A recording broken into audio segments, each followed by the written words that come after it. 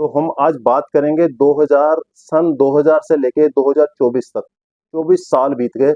इस 24 साल में कौन कौन से कोच इंडिया के पास आए और उन्होंने क्या क्या कारनामे करके दिखाए इंडियन टीम के लिए, इंडिया के लिए। तो वीडियो पूरी देखते रहना और चैनल को सब्सक्राइब और पेज को फॉलो जरूर करते जाना। 2000 से लेके 2005 तक जॉन राइट इंडियन टीम के कोच रहे थे और सौरव गांगुली उस टीम के कप्तान रहे थे।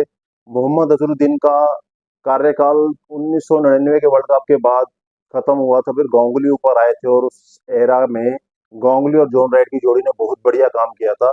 2000 से लेके 2005 तक रहे और 182 मैचों में कोचिंग की जॉन राइट साहब ने 182 मैचेस और 89 मैच विन किए और 71 मैच लॉस किए और 48.9% का विन रेशियो उनका रहा। 48.9, 50 नहीं हो पाया, लेकिन कोई बात नहीं।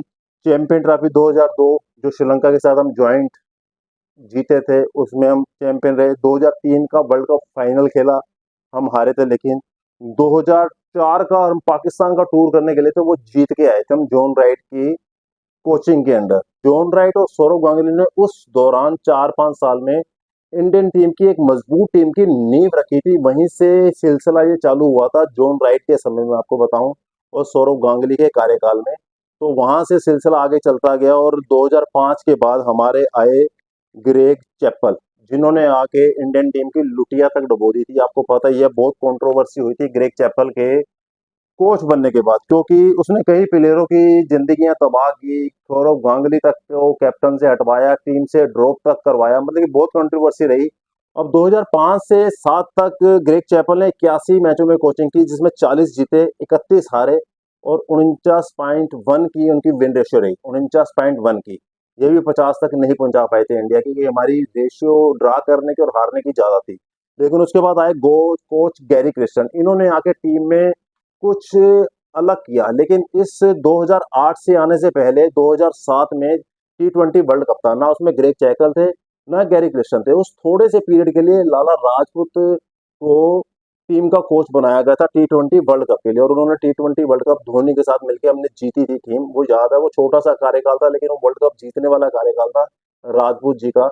उन्होंने बढ़िया कोचिंग की थी धोनी के साथ मिलके, तो वो कार्यकाल छोटा रहा। लेकिन उसके बाद 2008 से 2011 गैरी क्रिस्टन, गैरी क्रिस्टन ने जो ग्रेग चैपल के टाइम पे हमारी टीम के साथ हुआ था ना, जो डाउनफॉल हुआ था, उसको फिर एक बार ऊपर उठाया। और 2010 में धोनी को लेके आने वाले भी गैरी क्रिस्टन ही थे। उन्होंने ही धोनी को अप किया था और सिलेक्टर से और बीसीसीआई से किया था कि अब यंगस्टर्स को थोड़ा सा चांस देना चाहिए। 2011 का वर्ल्ड कप आ रहा है, 2007 का वर्ल्ड कप धोनी ने जितवा दिया था और 2011 में 2010 में गैरी क्रिस्टन ने धोनी को ओडीआई का भी कैप्टन बनाया था और सचिन तेंदुलकर जैसे प्लेयर्स उसकी कैप्टनसी में खेले थे। अब कोच गैरी क्रिस्टन ने भाई साहब 144 मैचों में कोचिंग की, 85 मैच हमने जीते और 44 हारे। बाकी आप ड्रा या नॉट रिजल्ट वाले हैं वो आप काउंट कर लेना। और 59% की रेशियो रही, पहली बार 50 से रेशियो ऊपर हो गए। 59% की हमारी विन रेशियो बनी थी कोच गैरी क्रिस्टन के टाइम पे। हम 2008 के किटप्लाई कप था और एशिया कप था, उसके फाइनल में पहुंचे थे, लेकिन हार गए थे, हम जीत नहीं पाए थे। उसके बाद बॉर्डर गवास्कर सीरीज हमने विन की थी गैरी क्रिस्टन के रहते हुए। न्यूजीलैंड में जाके टेस्ट सीरीज और ओडीआई सीरीज हम 40 साल बाद जीते थे। ये कोच गैरी क्रिस्टन के कार्यकाल में हुआ था। और उसके बाद 2011 का वर्ल्ड कप कौन भूल सकता है भाई साहब, जो कि गैरी क्रिस्टन ने हमें जितवाया था। उसकी कोचिंग ने, उसके दिमाग ने, उसका मास्टरमाइंड ने धोनी के साथ मिलकर जो रणनीतियां बनाई थी और हम वो वर्ल्ड कप जीते थे।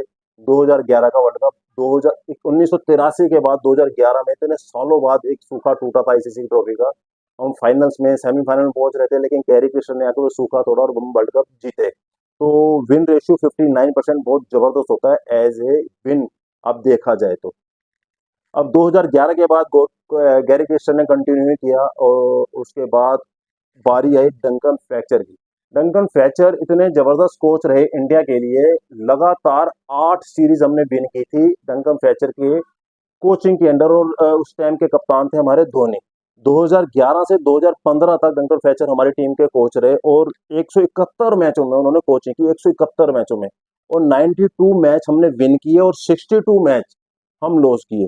और आपकी 53.8 की हमारी विन रेशियो रही, ये भी 50 प्लस रहे।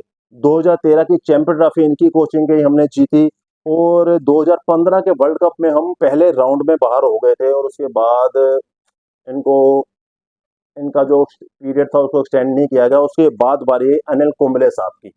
2016 से लेकर 2017 सिर्फ 1 साल का कार्यकाल ही मुश्किल से अनिल कुंबले निभा पाए थे, क्योंकि आपको पता है विराट कोहली के साथ उनकी कंट्रोवर्सी हो गई थी। विराट कोहली और कुछ प्लेयर्स ने बोल दिया था कि हम अनिल कुंबले की कोचिंग में सहज महसूस नहीं कर रहे, हम इतना कंफर्टेबल नहीं है इनकी कोचिंग में, तो इस कारण अनिल कुंबले को रातों रात रिजाइन देना पड़ा था और टीम को छोड़ के जाना पड़ा था। उनकी कप्तानी में हमने 37 मैच खेले, 37 में से 23 जीते, 23 मैच हम जीते थे और 8 हारे थे। 62.1 का विन रेशियो था हमारा, 62.1 का। हम वेस्ट इंडीज से 2-0 से सीरीज जीते, न्यूजीलैंड से 3-0 से जीते, इंग्लैंड से 4-0 से जीते, बांग्लादेश से हम टेस्ट सीरीज जीते।